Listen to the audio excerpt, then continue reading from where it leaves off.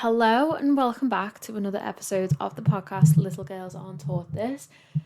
Total transparency, I am recording this episode after a long hot bath reading my new book, and I am sipping on a bottle, a glass of my favourite red wine, and I am recording this on a Saturday evening, which is probably not a time that you would think to record a podcast episode, but I actually just felt like doing a little bit of a chat episode where I just talk my thoughts through and just share some words that feel alive for me at the moment. So if you are new here, welcome. I am Lydia, somatic psychotherapist, trauma-informed psychotherapist.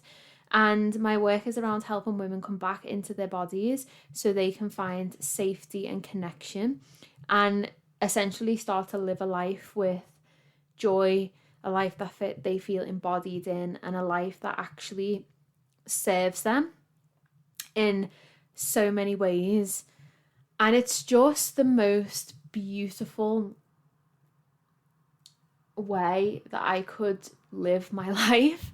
And I know that sounds really dramatic, but I was listening to a podcast episode today actually on Russell Brand and Stephen, Diary of a CEO, and he was talking a lot about purpose, and he was talking a lot around service, and it just really, really resonated with me because I took impact, and the essence of my work having impact is essentially me being in service in this life. Like, it's so important for me feeling like the things I have access to in terms of, the perspective, the growth, the things I try out on my own journey, just the knowledge that I have, how can I use that as a way to help other women and essentially other humans just figure out who they are and be on their own journey and develop and come to a space of safety and love. And it really is the thing that drives me so much. And yeah, that episode was amazing to listen to. So if you haven't listened to that, I would recommend listening to the Russell Brand episode of Diary of a CEO. He is just so articulate, and the way that he can put concepts together is just super fascinating to listen to. So I spent my Saturday resting in bed. I dropped all expectations of myself today and I rested, and it was so beautiful. But I intentionally rested where, I chose not to numb out with crap TV. Instead, I spent time reading my book. I spent time listening to something that interests me, that keeps me stimulated.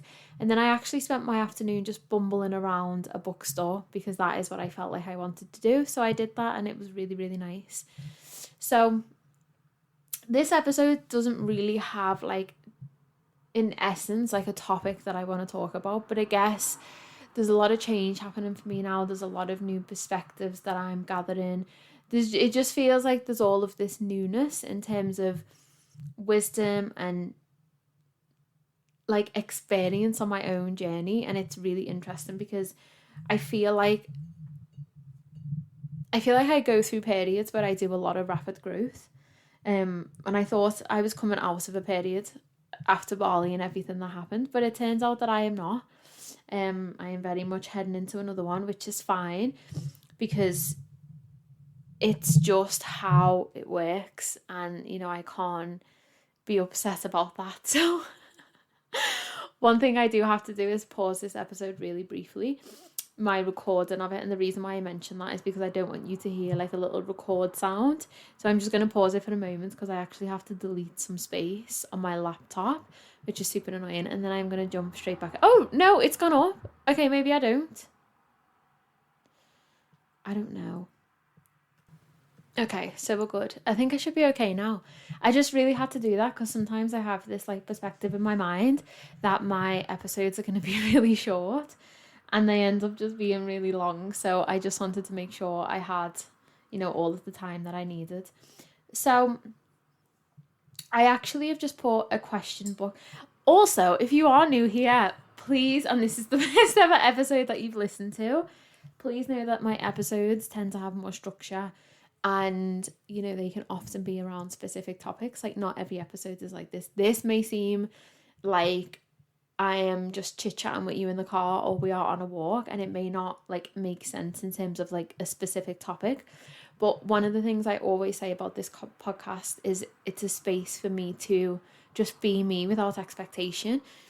I started it for that reason. I started it for a space where I can articulate my thoughts, I can be myself, I can use language as a way to share my experience.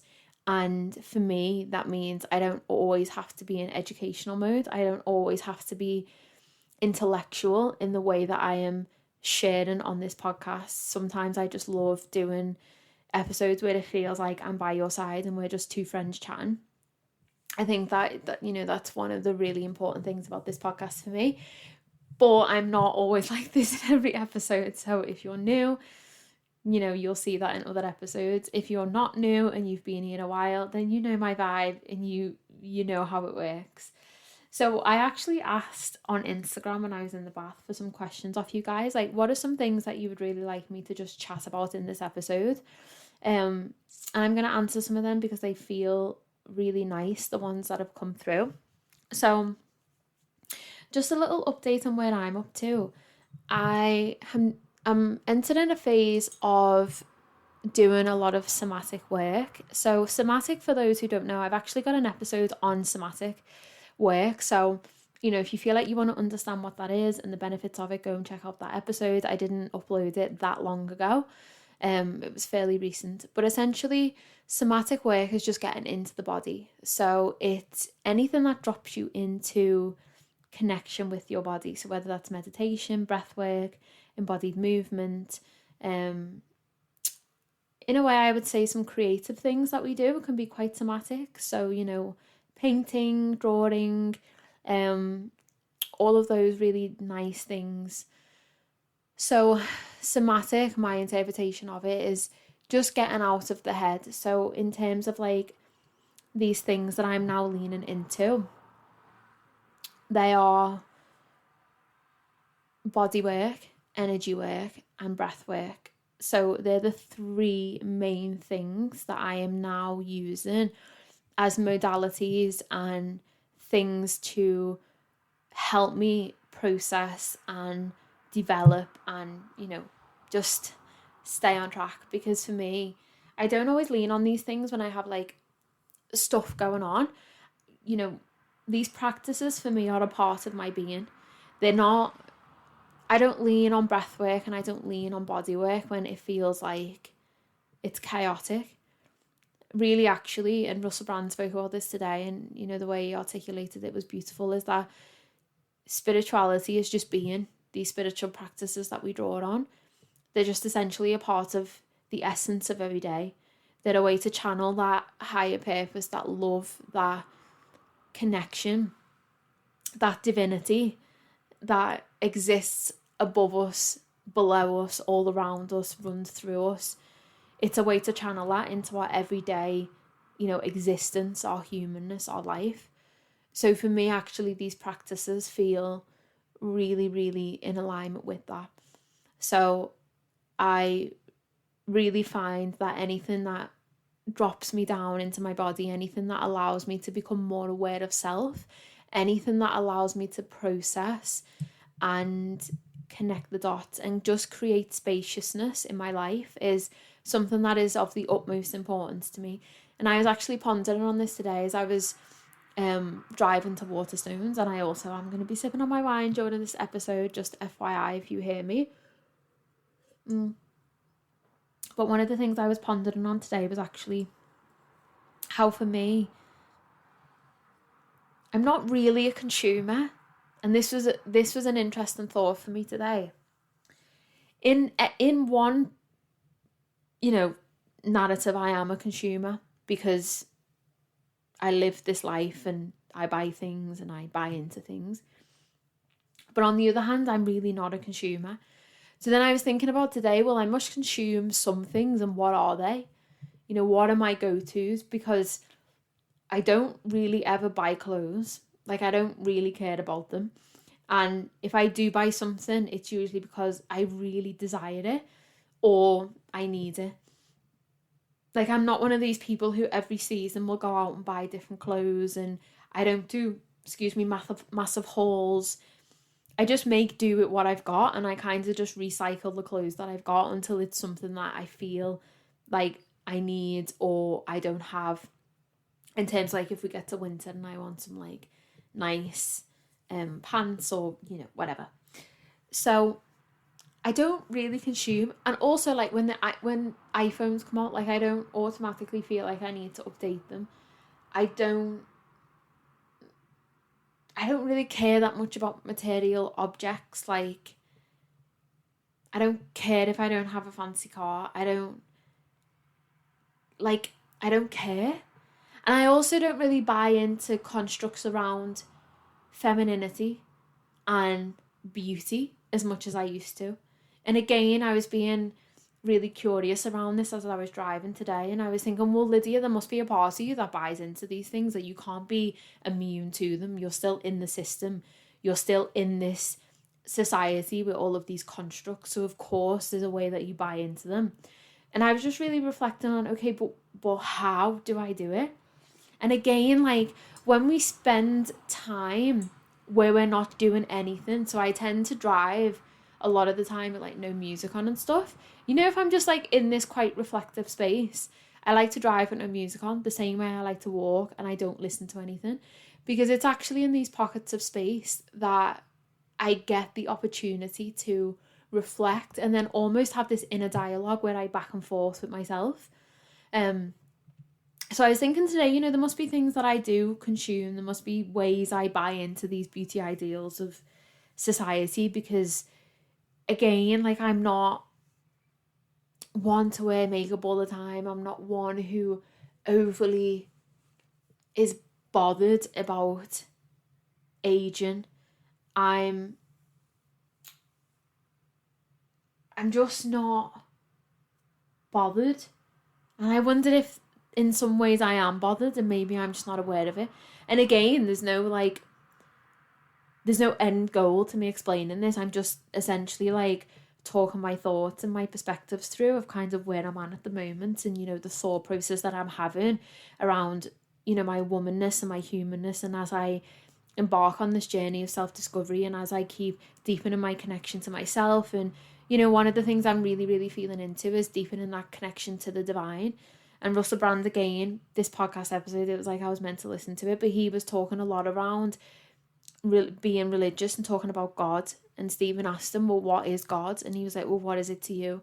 And essentially he was saying, like, God is divine. It's just love. It's just the connection of everything. It's something higher than us. It's that unexplained thing that we just feel or we know of, or, you know, every religion talks about this higher thing, whether that's a being, whether that's a feeling, you know, however that is for each religion. And again, that just got me thinking around, for me, I don't know what it is, but it really feels like I'm in this season of like simplicity and slowing down, really, really connecting to self, really connecting to body, really deepening that connection and awareness of self, really, really coming back into service. And I kind of feel that's why my whole business has changed, you know, why I've pulled away from, in all honesty, at this moment in time, I don't really give a fuck about money. And I know that's interesting because people might listen to that and automatically now what we're wired to do is to think, oh, well, okay, well, that's a money story playing out for you. There's a reason why you're not bothered, like you're triggered or you don't feel deserving or you're in lack. And actually, the more I feel into this, the more I'm just like, no, actually, I just don't care in this season of my life about money. I've spent so long attaching figures to outcomes, and essentially, you know, we talk about these things that we worship, and what we fail to realize is we worship things in material form in our conscious lives, in our human lives right now. We worship social media, we worship our phones, we worship status, we worship success, we worship thinness, we worship beauty, and one of the other things we worship is money. Now, money has its place. Money in the online space has become something of great, great, great importance and entitlement.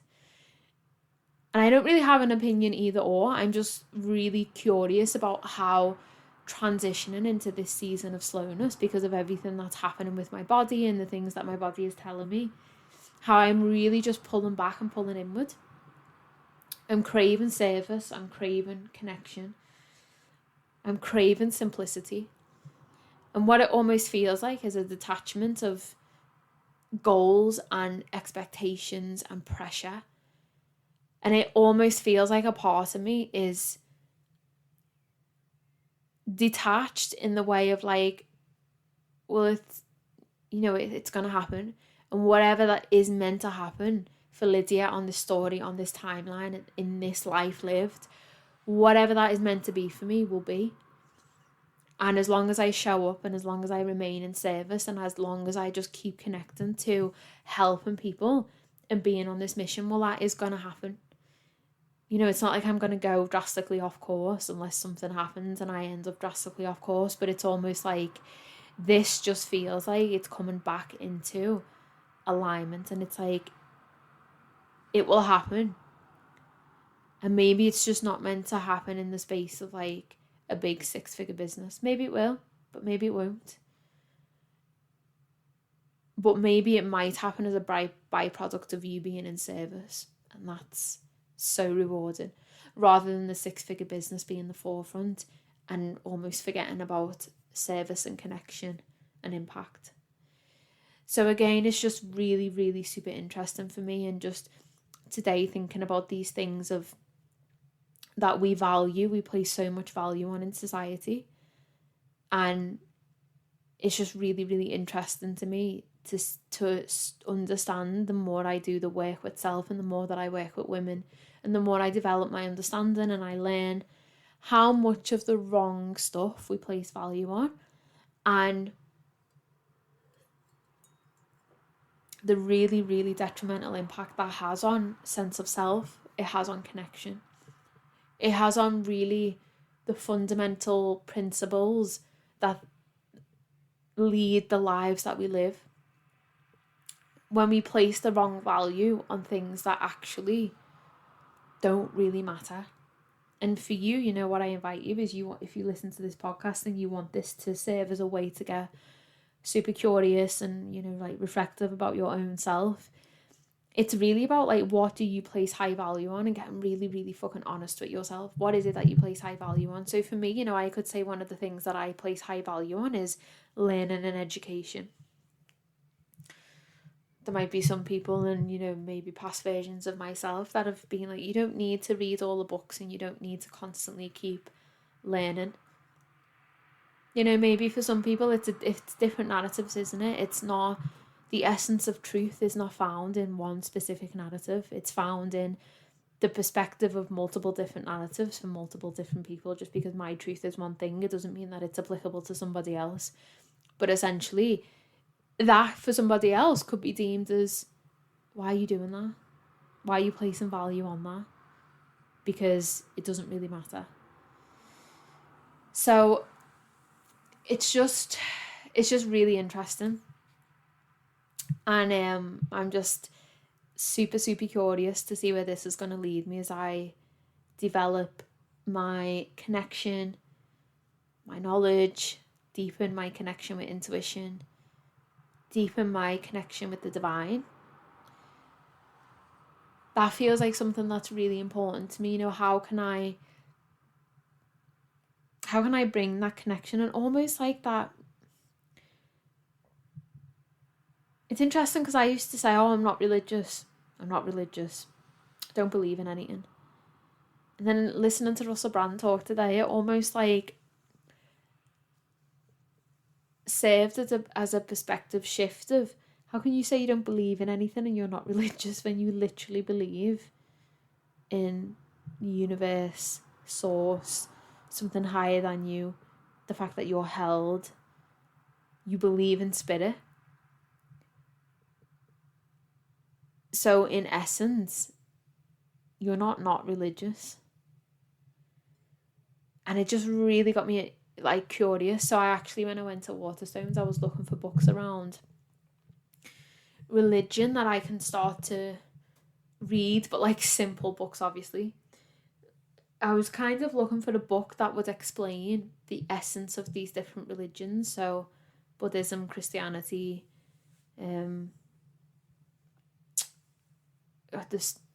just all of them, really, all of these different religions, because there's so many. Because I know that the fundamental essence of them is believing in something above, believing that you are not the end. You are not the start and you are not the end, and there's something bigger than you, than us. There's something that creates all of this. There's something that binds all of this. There's something that is the essence of all of this. When I say this, what I fundamentally mean by that is connection, love, respect. Just like all of these really beautiful ancestral practices and archetypes and myths and stories and primal times where our ancestors were just so raw and so, I don't know, but there's definitely more than just me and you and our lives and our thought processes, like 1,000,000%. And then I also was thinking today as well when I was driving, like, how can I believe that I've connected with my nana in spirit and then turn around and say that I'm not religious? So for me, it's just so interesting, like the phases and the way that I'm changing, and it's so much more philosophical the way that I'm changing. It's so much more on a conscious, subconscious, spirit, deep human level that things are starting to change for me.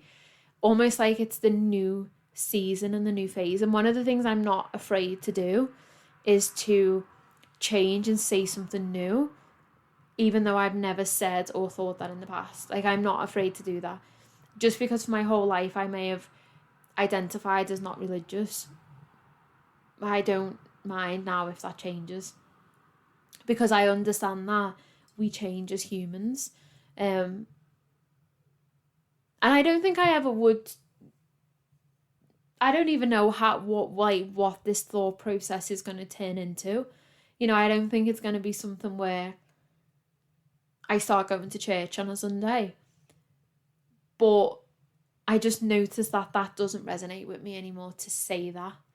So the thing I'm more curious about is, okay, well, what does that mean around the change in my identity and self and my perceptions? So yeah, it's just super interesting. And also, I could not even link back to any of the stuff that I've just said because I was in absolute flow state just talking. And these episodes I love so much because I speak about flow states a lot. I hopefully am doing my PhD looking at how women self-actualize and how body image stops them from self-actualizing. And one of the ways that we self-actualize and reach our fullest potential as women is to tap into these flow states. Now, you see a lot of men be in these flow states. You see athletes, musicians, writers. They get in these flow states where it's just uninterrupted. And I've spoken about this in podcast episodes. I've spoken about this in my content on Instagram. So one of the things I've realised just now actually is these podcast episodes for me are flow states because they're just a stream of consciousness. Like, I don't have notes. I don't pre-plan anything. I might have a topic. I might write down like a loose note of talk about this, and then I just let it come through me. And I find it so easy to just talk. And that for me really feels like profound. I do it in one take. I don't overthink it. And it's really beautiful to have a space in my life where I am able to be in that flow state and be uninterrupted, when nothing else comes into my mind that I worry about. And I have no expectations that I feel I have to live up to or I have to match. I just am in these podcast episodes, and that is, such a rare, special moment. So if you find things that give you that feeling, cling on to them and do them more. You know, there's so many things that interrupt flow states for women, and, you know, body image and self-perception and self-image is one of those things that consistently will interrupt a woman's flow state, especially if she's doing it in the space of other people. So it's just really nice, and I've just realised that I actually have this space. So that's the reason why I could not link back and tell you anything that I've spoken about so far in this podcast episode, which is quite nice. So I am going to go into some questions that we got. So one of the questions that I got was from, okay, what are some of the ways to start listening to your body and not overthinking? Oh, wait there. I actually wanted to answer this question first. Oh, yeah, because it was from the same person, so I got confused. This is the question I wanted to ask first. Please talk about physical symptoms in your body caused by bad toxic relationships. Okay, so first thing I want to say is the journey I'm going through at the moment with my body is not just caused by a bad relationship. One of the things I want to let you guys know, and nobody knows this, is actually that I have reconnected with my partner, and therapy is happening on both sides, and it's being a beautiful healing experience. So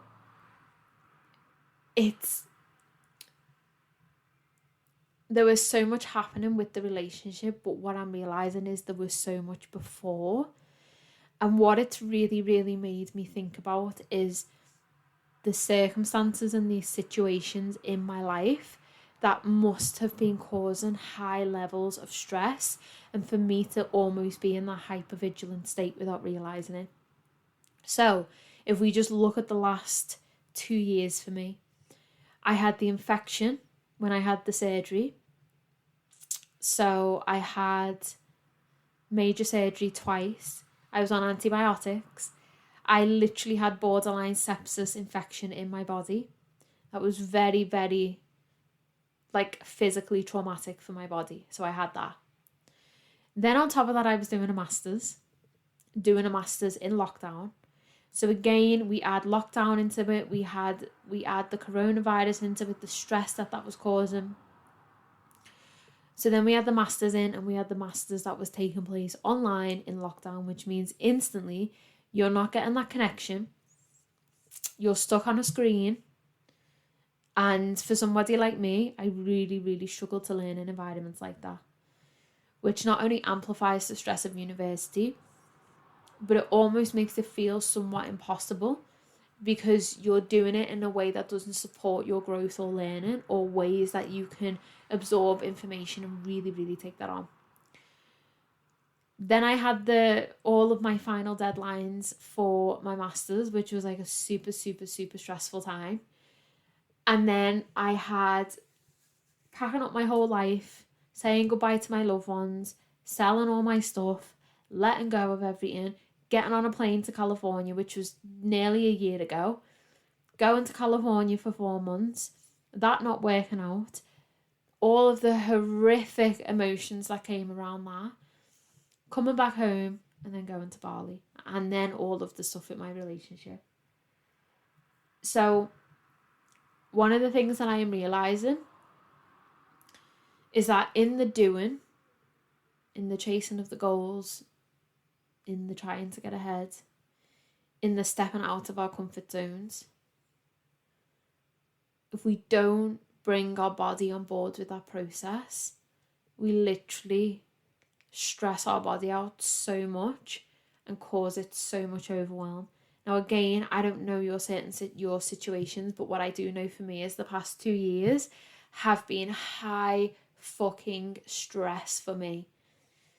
So just to talk about the symptoms that I felt, now that we've kind of spoke about, you know, the sheer amount of stress I've been under the past year or 2 years.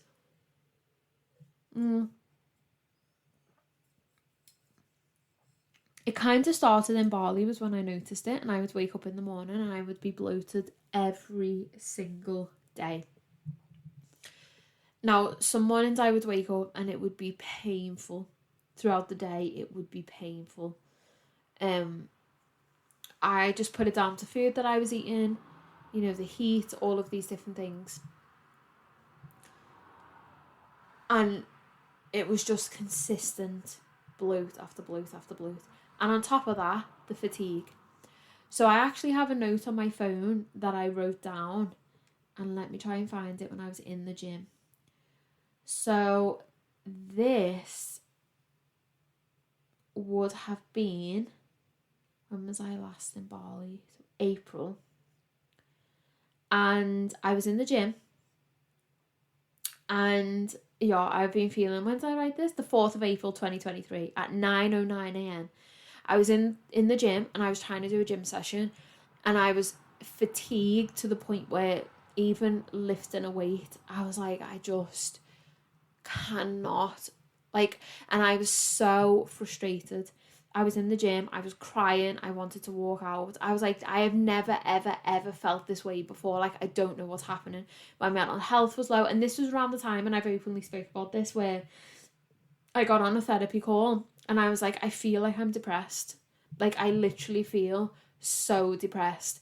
Nothing is helping me. I don't know what to do. I want to stay in bed. I don't want to connect with anyone. My mind is so low. I'm in pain in my body. Like, I just feel so depleted and low. So how I've been feeling: fatigue every day, to the point where going to the gym and lifting a weight up off the floor feels difficult. Strength is down. I could sleep at various points all the day. Again, I do not nap, and my fatigue, I would wake up tired.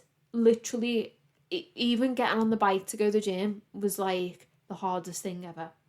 Bloating, always feel bloated and backed up in my body. Mindset is low, energy levels are also low.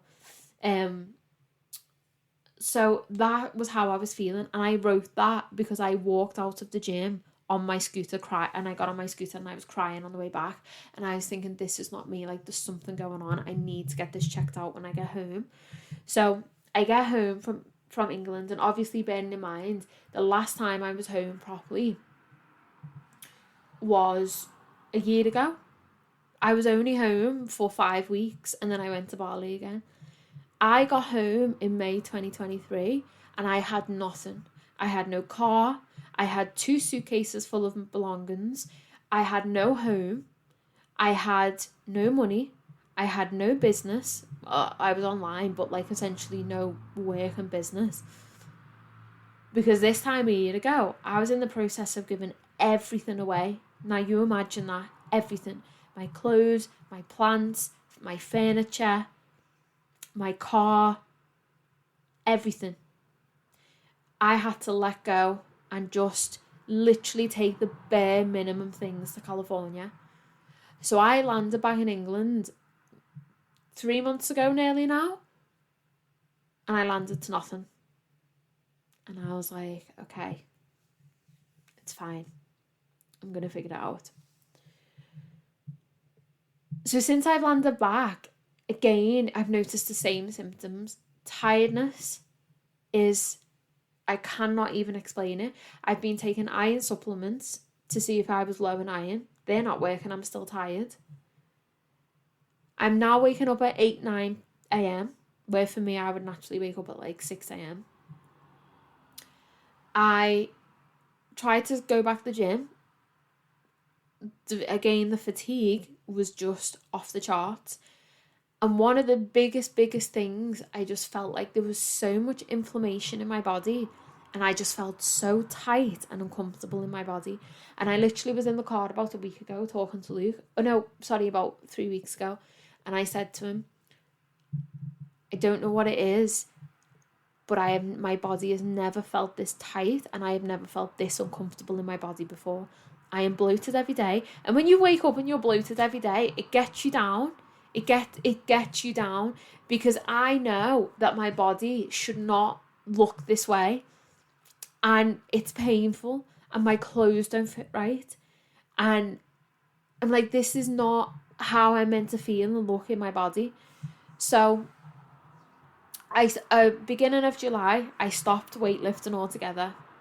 Being honest, I probably wasn't weightlifting a few weeks before that, because I just physically, the thought of going to the gym and lifting a dumbbell, I tried, I would be so fatigued doing it. So I decided to go to yoga. So that was the first thing. I was like, right, yoga and stretching need to be the priority for me because I feel horrific. So anyway, I had a session with Matt last week, breath work, and then and that's, you know, the ecstatic dancers have been amazing for this as well because I'm dropping into my body and I'm moving. People have told me about a body worker. So again, all these synchronicities happen. I'm such a huge believer in it, you know. So over the past few weeks, people keep telling me about this body worker. And they keep saying to me, she's out of this world. Like, she's incredible. You need to go to her. So I booked an appointment to actually go and see her yesterday. And it's so funny because she opened the door. And when she opened the door, like, we just looked at each other. And we burst out laughing because she'd been at my ecstatic dance the week before. And I was like, no way. I was like, it's such a small world. I was like, this is crazy. Like, I was meant to come to this session. And you know what's even stranger? She'd come to a static dance with a friend. And she forgot to pay me because she was so, like, happy and in, like, a bubble. And I didn't even realise. So she had reached out to a friend and said, I must get that girl's contact who does the ecstatic dance so I can drop the money off and pay her. So when it turned up yesterday, she was like, I literally, like, 2 days ago texted my friend about you and you've just walked through my door. And I'm like, it's just such a small world, confirming that I was meant to have that appointment with her. Anyway, I digress.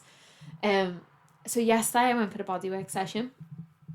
Now, bodywork, I don't fully understand it, and I won't try to pretend I do and articulate it to you, but essentially what I had with that woman was a massage, but in the massage she gets into the fascia of your body. So what she really connects to is the tissue, and she works with the tissue of your body. So your fascia is where all your emotions are stored, or your trauma is stored, or your stress is stored. And I've been having so much tightness in my hips and my jaw. Now, we know for women the jaw and the hips are interconnected. There's a line, as my friend Annie always tells me, there's a fascia line that connects the two, and if stuff is coming up in your pelvis, it's also coming up, like, it will come up in your jaw. And as we know, pelvis, womb space, jaw speak our truth, our voice, all of those different things. So I had the session with her yesterday, the bodywork session, and I come out of it and she said, Lydia, like, your fascia is so tight. She said, you've not armoured up, which means your fascia is not clenched over and armoured, because there's something that happens, and this happens a lot for women who've experienced trauma. Almost like their fascia will create this protective armour, this protective barrier. She said that's not happened, but what is there is protection. Like, your fascia at any moment, it's all connected to your nervous system. You know, this is the way your body talks. This is your body's language. So again, this is not my space, so I can't fully explain what it is. But if you are interested and this is resonating, I would highly recommend getting some bodywork sessions done. So she said to me, you know, your fascia is so tight. And during the massage, she done my hips, and she really massaged into them, and she done my belly and, like, my womb space. Now, for me, that all feels like fine. You know, I don't get triggered by that, so I was more than happy for her to touch those places. And also, I must say, as a woman, having your stomach massaged is like, I actually thought on the table yesterday, every woman should experience this, because this is beautiful to get your stomach massaged. And she said to me, your body is just holding cortisol. Now, cortisol is the stress hormone, and we know that stress hormone, inflammation, you know, it can cause illness, it can cause dis-ease in the body. So that was like a really, really incredible confirmation for me, because what she essentially said was that the bloating that I've been experiencing, so I have like a curve in my spine, and what that means is it pushes my stomach forward, so I have like that little bump in my belly. Despite what you see on fitness content, that bump is not there to protect your uterus. That bump can be a sign of stored cortisol. So around our hips, around our lower stomach, around our womb space are where we hold on to our emotions, and it's where if our hormones are imbalanced, we see it the most. We see that part of our body react to those imbalanced hormones. So for me now, the process going forward is to continue with these bodywork sessions, release this cortisol and balance out my hormones again. And this cortisol is coming from just the rapid levels of change and stress that I've had over the past 2 years. So it's like interesting because even when we think that we're resting, sometimes we're not resting.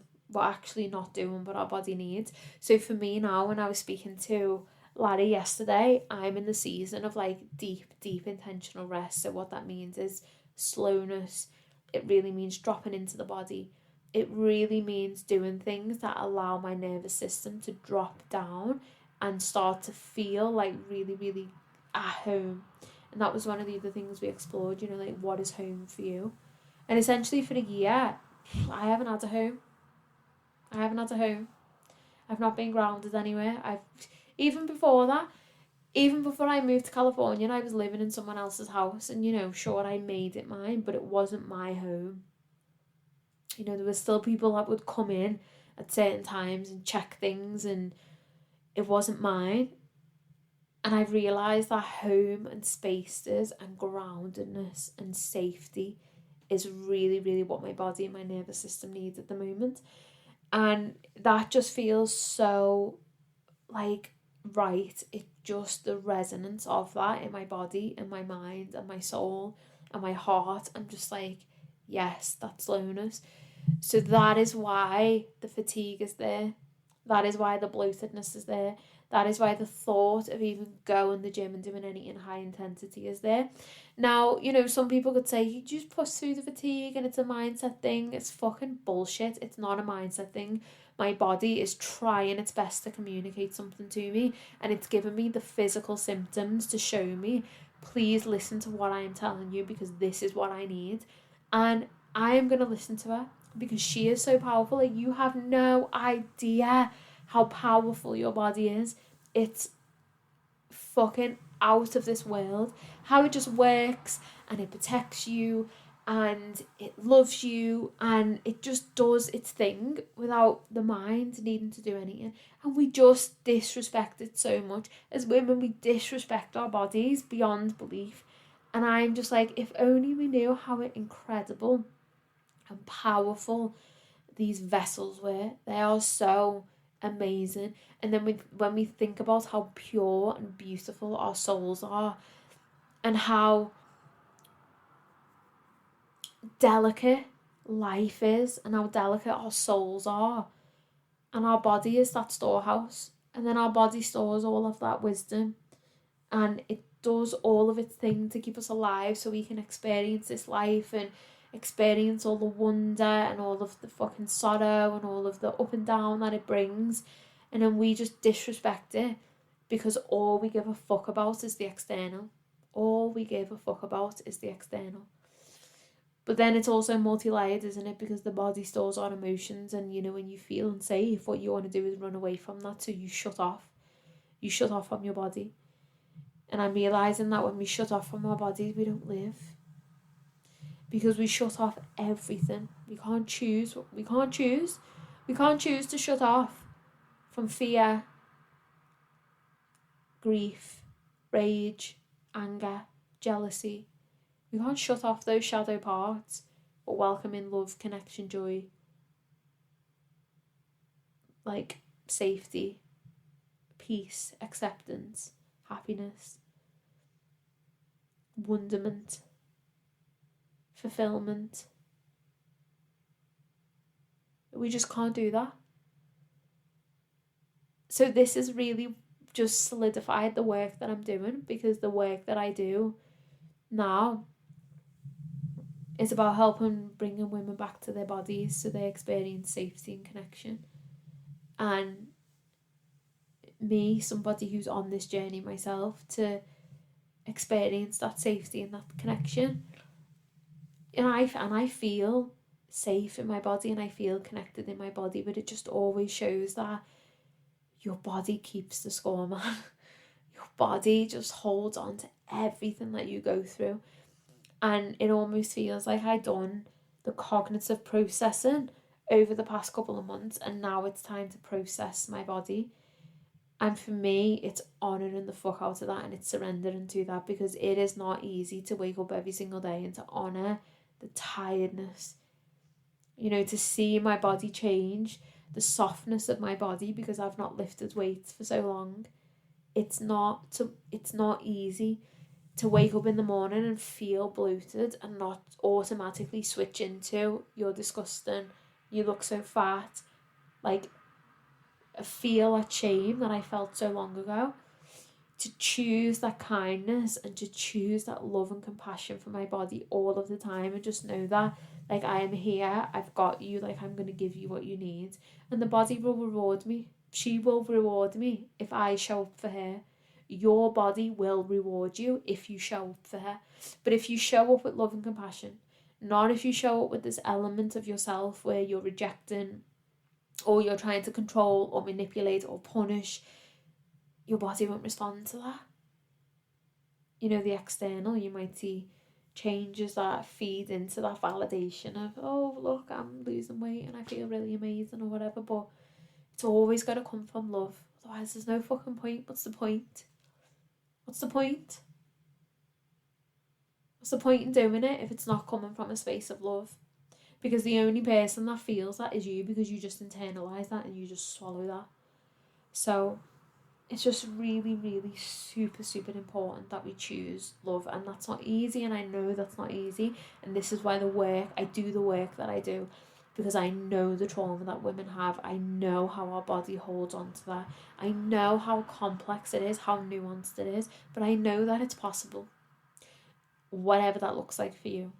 I know that it's possible to have a day where you feel safe, where you're thriving, where you wake up and you're like, oh my God, I'm not in survival mode anymore.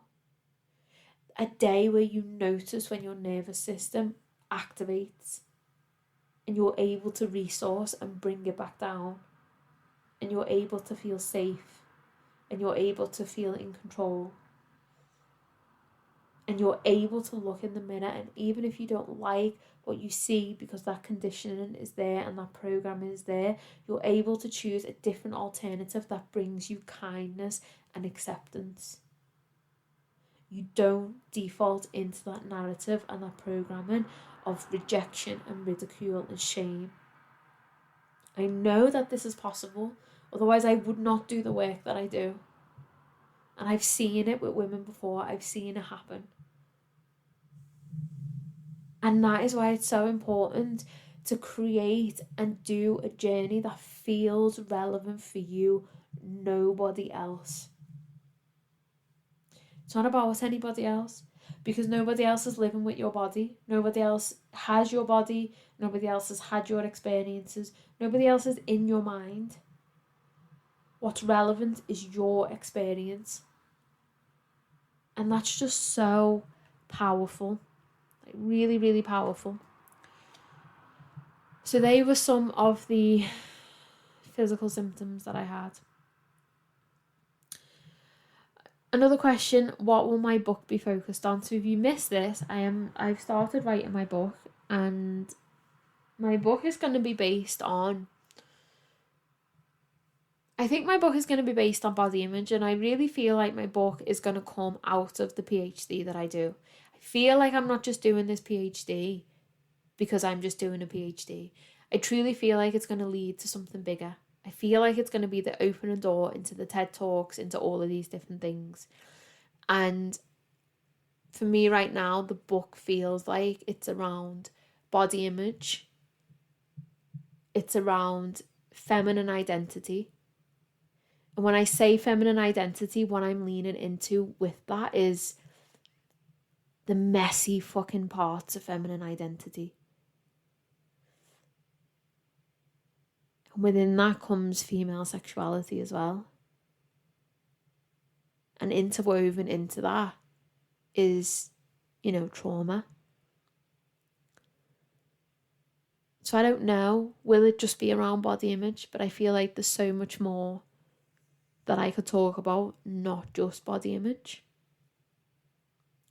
Maybe it might be a book around women's bodies, and all of these different complexities of them, and how we can connect and, you know, resource our power on this multi-layered, nuanced perspective that runs throughout the body, that kind of like runs throughout the essence of womanhood. We are fucking incredible, powerful, animalistic, sensitive, intuitive, sensual beings.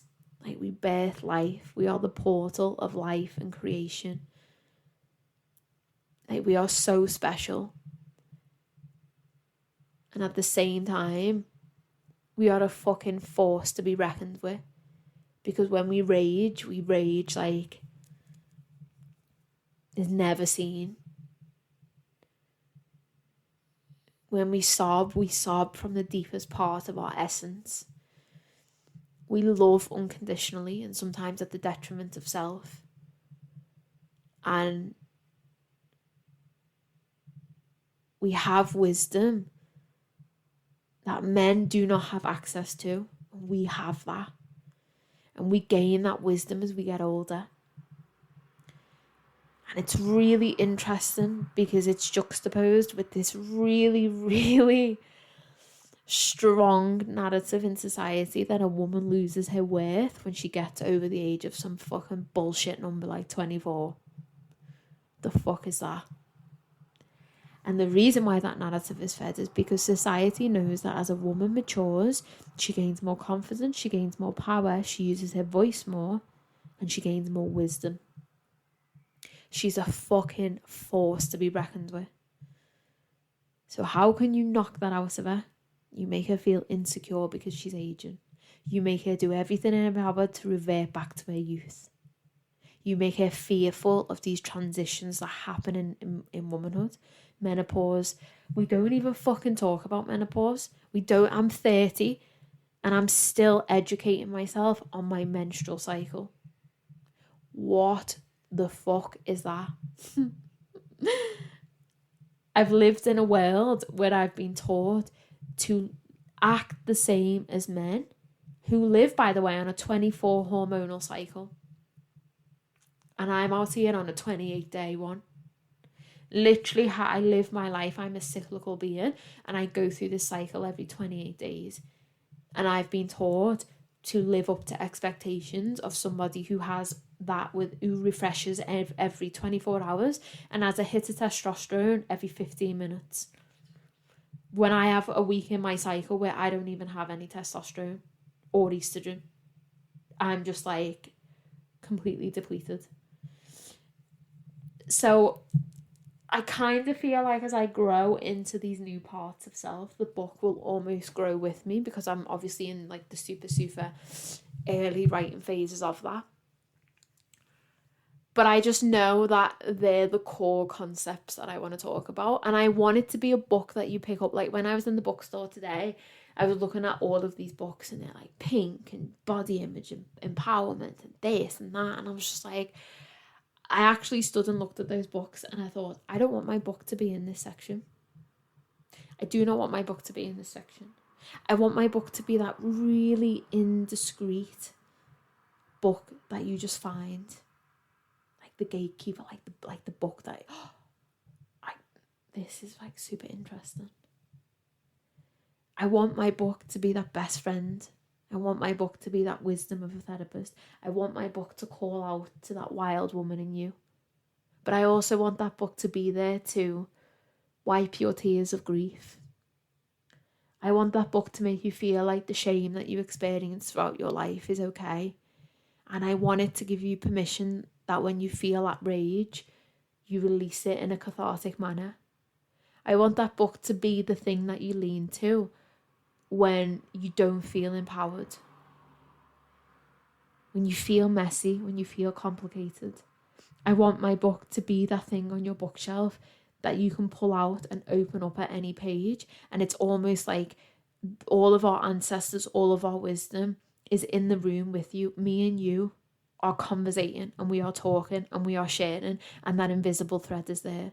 I want you to read that book and feel like you could walk past the woman down the street and a part of your soul feels connected to her soul. So I don't have a fucking clue what that is, or how that will be written, or what that will mean. But for me, it's service. I don't want it to be another female empowerment book. I don't want it to be another book that's giving you simple steps. I want it to be a book that you pick up and maybe you only read when you're in a certain mindset to read that book. I want it to make you think. I want it to make you pause. I want it to make you reflect and question the essence of your womanhood. I want it to make you proud of your primal nature. And I want it to be that thing that makes you just fucking hold your head high and want to be more of yourself every single fucking minute of every single day. That's what I want my book to be. So I know from my work and I know from my own journey, I know the topics that stop us from doing that: shame, anger, trauma, body image, sexuality.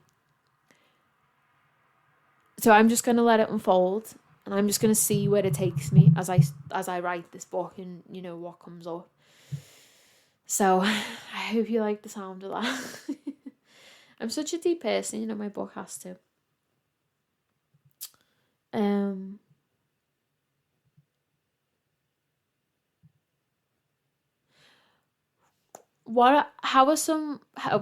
How to recognize lust from love?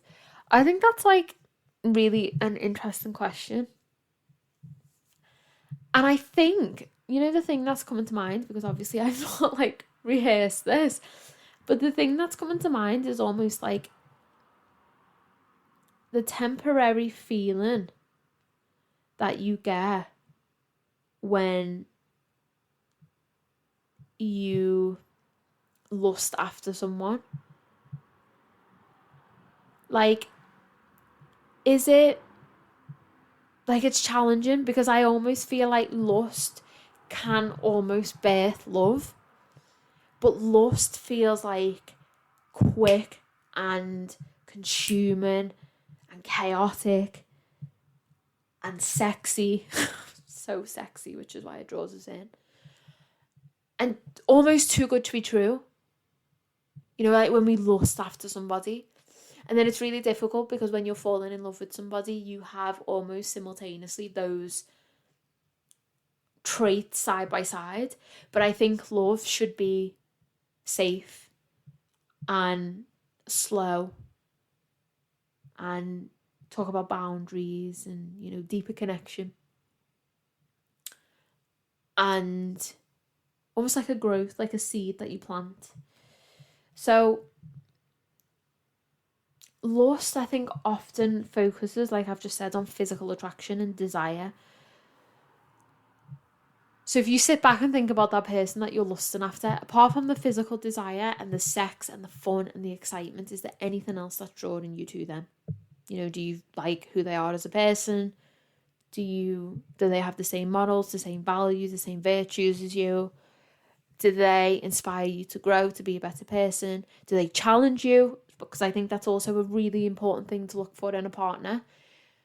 Do they challenge you to grow? You know, are they going to sit back and let you just cruise through life? Or are they going to be that person that's going to call you out in a healthy way on your bullshit, which allows you to grow? And now that might not be a thing for everybody, but for me, that's really important. Because love is that emotional connection, isn't it? So I think that's a way that you can kind of distinguish between lust and love. How are they as a package on a whole? Also, like I've just said then, it's like quick and sexy and fast-paced.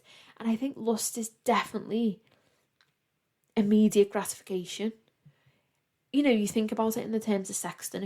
If you lust after someone, it's like boom, boom, boom, back and forth, like sexy text messages, like nudes, like can't wait to do this, and it's all very hot and heavy, and it has your mind wandering, and it has your body responding, and it has your heart rate up, and it's like, oh, it's fun, and no wonder it's so fucking addictive, but it's not sustainable, it's not real, is it? because we don't get that short-term, fleeting, immediate gratification when we drop into long-term connection with somebody. So love, I think, is the long-term commitment. It's the care, it's the desire for mutual growth and support, which I've just like touched on them. Also the depth, you know, does it feel shallow? Lust, I think, is quite superficial, you know, understanding. So how much do you know of that person? How much are you opening up? Is it just the physical, which I've just said? And I think love is much deeper. Like, what do they think about? What are their desires? What are their values? How can you connect with them? And if you don't know that and you actually don't care to know that, well, then maybe that's a sign that that's lust. And lust as well feels like it's more self-centered. So it's like, when you think about lusting after somebody, what for yourself, what needs to be met? Often when we're lusting after a person, we want our needs to be met, and it links back to that immediate gratification. And also a part of that is that validation. How can we get them to validate us and meet our needs? It's very fast-paced and it's more self-centered, where when you connect with somebody and you start to love somebody, that kind of shifts in a way, because you care about their needs and you care about meeting their needs and you care about being there for them. So I would say that's how you can differentiate between lust and love. And lust, it's interesting because lust can turn into love. And I think, you know, when we talk about the honeymoon phase, that's almost like that unsustainable first year of meeting someone where it is all lust and exciting and you're getting to know a person and it's just like sex and naughty and all of these different things. And then it's really interesting, isn't it, when we switch out of that and we're forming that deeper connection and we're getting to know people. And Esther Perel does a really, really good book on this, and I can't remember what it's called, but she talks about desire versus intimacy and how, it's hard to keep desire in an intimate relationship, because when we're intimate with our partners, when we love our partners, essentially we want that closeness. And desire requires space. It requires to see that other person from afar and remember why you were connected to that person. It requires two individuals and you seeing the individualism in your partner. And that's what creates desire. And a part of that, I think she talks about, there's a level of uncertainty in that, where when we love somebody, it's certainty, isn't it? It's connection, it's security, it's commitment. So that's a really interesting book if anyone feels like that resonates and wants to read it. What are some ways to start listening to your body and not an overthinking brain? I would say there's so many. First off, I would say book a session with me, a somatic connection session. We can drop into your body and see how connected you feel and really, really hold space to listen to that wisdom. So if that feels like something anybody listening to this would like to do, feel free to do that. That's a really nice way for you to have that space held and us to welcome the body in and really, really give the mind space to just cool down and switch off. So that's the first thing I would say, obviously, because those somatic sessions are amazing. And some ways I would start to, you know what, I meant listen to the somatic episode, I mentioned it in this, but one of the simplest ways I would say you can start to listen to your body is ask it questions and listen to the response. So through various points throughout your day, when you wake up is a prime example, when you wake up in the morning, just close your eyes and ask yourself the question, how do I feel? Or what do I feel like doing today? And just listen. Now you will be able to differentiate between the mind and the intuition. You'll be able to hear the difference between what comes up, because your mind literally feels like it's in your mind. Your body kind of comes from a place rooted in your stomach. That you'll hear the difference in the voices. And then throughout various points in your day, ask your body what it wants to do. When you get in the car, instead of just going on autopilot and choosing the music that you want to listen to, drop in, what would I like to listen to at this moment? And just see what comes up. If nothing comes up, it's fine. That's one of the really, really nice ways that you can start to listen to your body. when you feel tired. So again, it's finding this balance between honouring how your body's feeling and making sure that you're not almost like checking out in a mindset perspective. But again, I'm kind of coming away from that a little bit and just letting the body lead, because the body just always knows, you know what I mean? Just if your body feels tired but your mind is telling you to go and exercise, or that's what you do, you go and exercise, just listen to it. What does it want to do? And follow it, and start to, whatever comes up, start to lean into that. Instead of ignoring it, start to just live your life by that. What happens? How do you feel? What impact does that make on your day? How connected do you feel to yourself?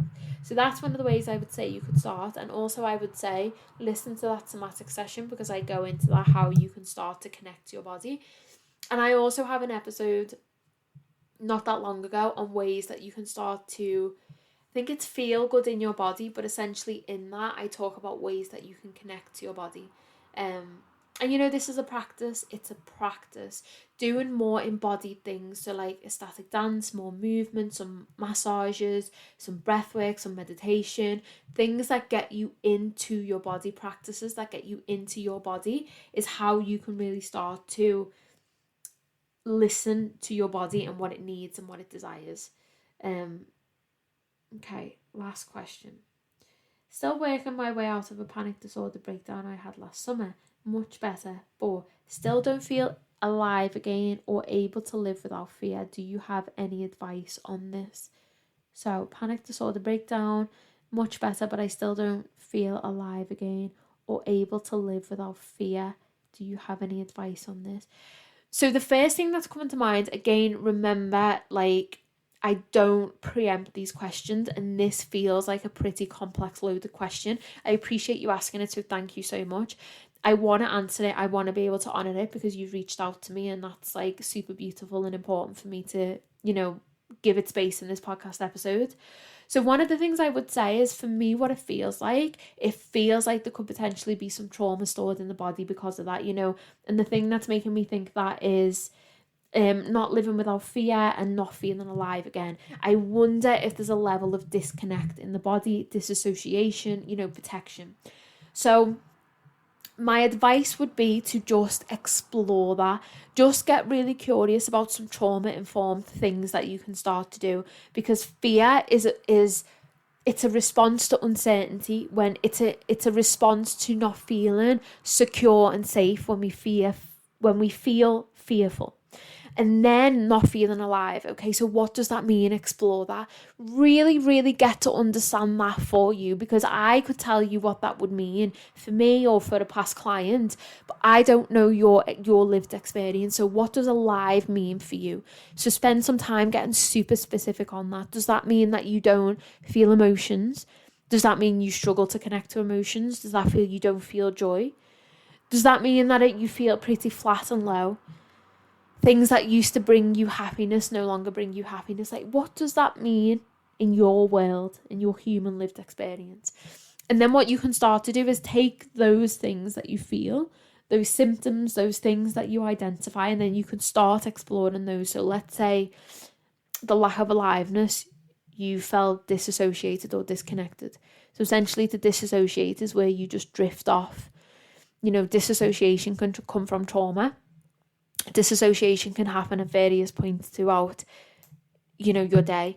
You can have really extreme, quite complex forms of disassociation, but you can have quite simplistic forms of disassociation as well. For example, when you're washing the dishes and your mind trickles and wanders off and you lose sense of time, and then bump, you come back. So someone might come behind you and it's almost like you drop back into the room. That can be a form of disassociation. So let's say you felt that disassociation, or you identified that disconnect.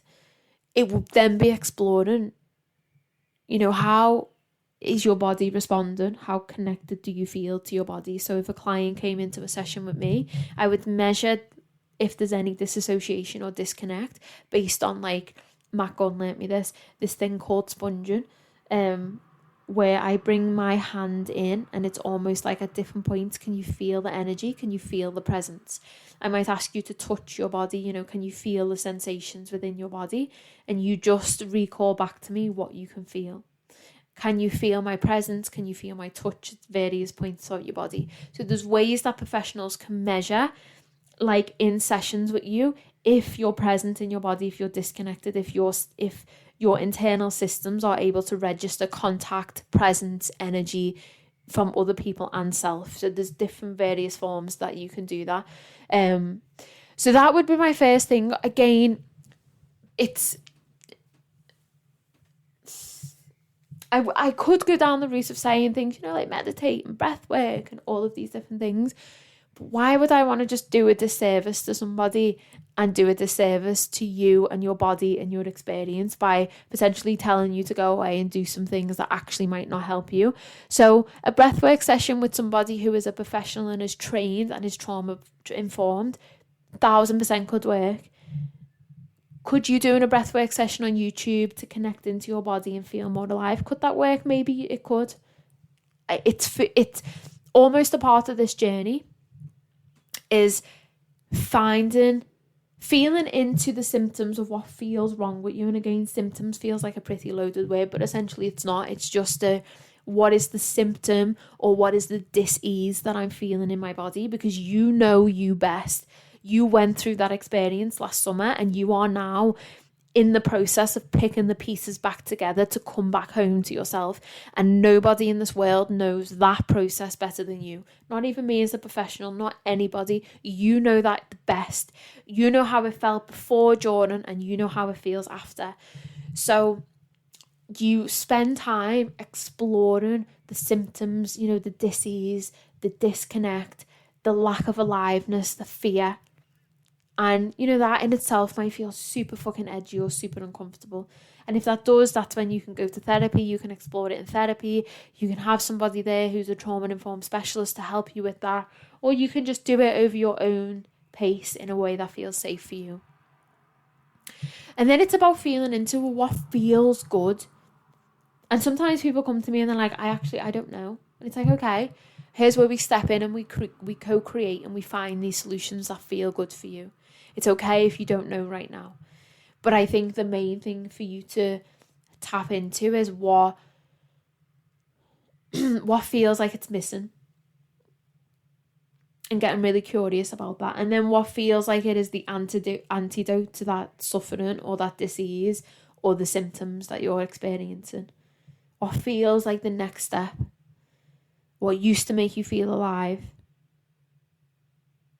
And also getting to know yourself as well. That just came up intuitively. Get to know yourself. Who are you now after that experience? Because I think sometimes we go through these really, really breakdowns of psyche, you could almost call them, where, our mindset alters and our experience alters and our humanness alters. And that's not saying it alters in a negative way, but we have these moments where they fracture our sense of self and they fracture our thinking processes and our way of being, and they cause the body and the mind and essentially the self to respond in ways that it's never responded before. And these moments of crisis feel like they bring you to your knees. And one of the things I've realized, it is not about thinking and trying to get back to who you was before that, because that experience has happened, that experience has left its blueprint, that experience has left its mark on your body and your psyche and your humanness. It's about how can we get back to a version of you that's integrated that and has found growth in that and has come back to safety and stability and comfort and connection. So when we're trying to get back to a version of self that existed before these really big moments in our lives, we're doing ourselves a disservice, because what we're essentially trying to get back to is a version of ourselves that never lived that, but she lived that. So for you, who are you now? How can you greet her with compassion and curiousness and empathy and love and respect? How can you meet this version of you that has gone through what she's gone through? And how can you try your best to understand her? How can you give her the love that she needs, the respect that she needs? How can you work with her to bring her home and help her feel safe in the body that she resides in? How can she find control and feel in control again? It's that mutual respect of self and self. And that sounds really interesting and crazy to say that. It's just like come to me, but it almost is. It's mutual respect of the self now in the aftermath and the self who experienced that. And almost maybe we could pull on past selves as well. But definitely that version of self who went through that crisis, that breakdown of psyche, that unraveling of narratives, that bringing to her knees experience, that shattering of reality, that loss of control, that unsafety.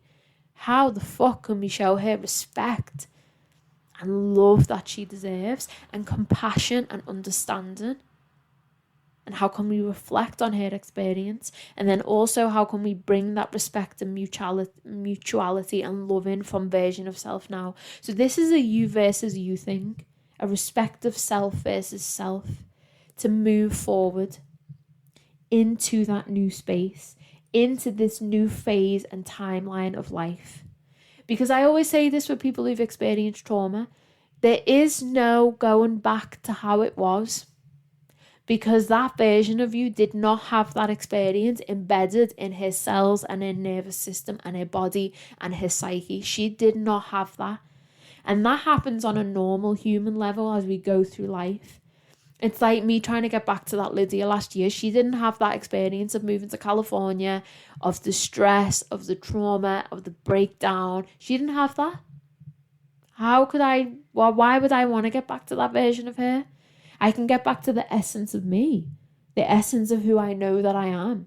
What are my virtues? What are the things that make me happy? What's the essence of Lydia that I can draw back on? But how can I welcome in all of these different sides of me now? Because I'm not the same woman that I was. And I wouldn't want to go back to being in that space. I wouldn't want to go back to being here. And this can be a little bit more complex and nuanced for people who've experienced trauma, or like you have, so openly and vulnerably shared the, the breakdown that you had. We honour that. And it can be a little bit more complex and nuanced in terms of healing or therapy or, recovery from those periods of our lives.